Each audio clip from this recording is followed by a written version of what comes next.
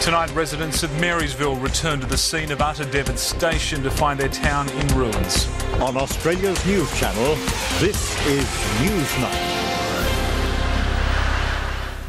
Well, residents of Marysville, one of the towns hardest hit by the Victorian bushfires, have finally been allowed to return to the mountain resort exactly a week after the firestorm hit.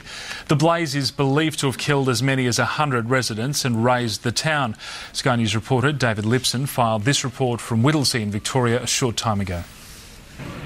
One of the saddest convoys in Australia's history set off from Alexandra today. Residents from the nearby and devastated town of Marysville went back in there for the first time since the bushfires raced through there a week ago. What they saw shocked many of them. Some regretted that they were on the bus. Nonetheless, when they returned, pretty much all of them were quite relieved that they had finally seen what had happened to their town.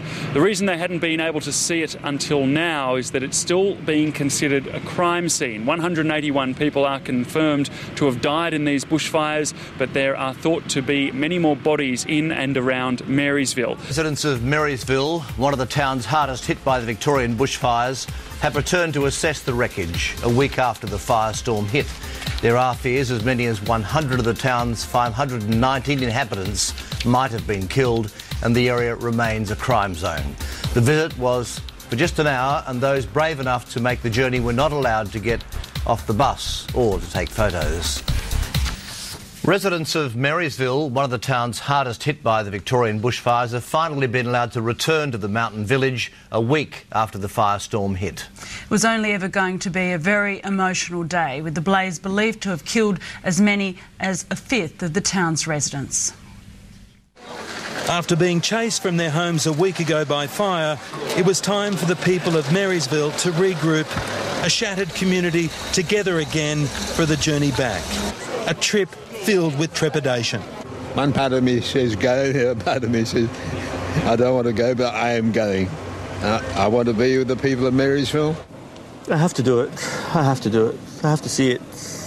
To close the book and move to a different chapter, I have to do it. Restaurant owner Ashraf Doss knows what he will find, and he knows that he's been left with just memories. It was my life. We live upstairs and all downstairs. This was our life.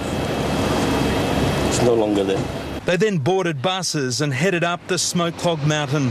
It's normally a breathtaking drive to a beautiful town, but Marysville remains a crime scene.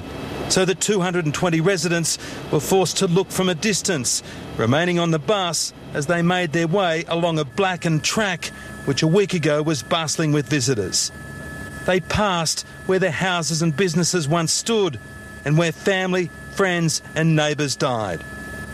After an hour, the buses returned from what one resident described as a trip to hell. We saw there's nothing left.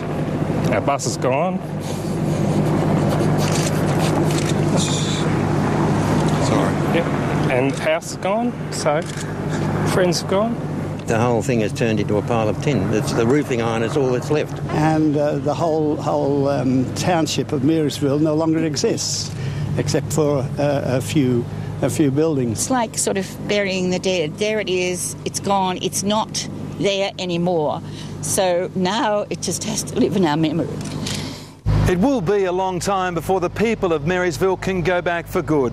With so many people still unaccounted for, police say the search for the missing could take weeks, even months. We've got a tourism business, and we have to make sure the tourists come back. And so the rest of the town can survive, because that's what we do.